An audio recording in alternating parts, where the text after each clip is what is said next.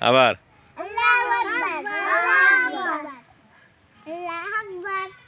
হ্যাঁ, এবার এখন সবাই একসাথে হাদিস বলো।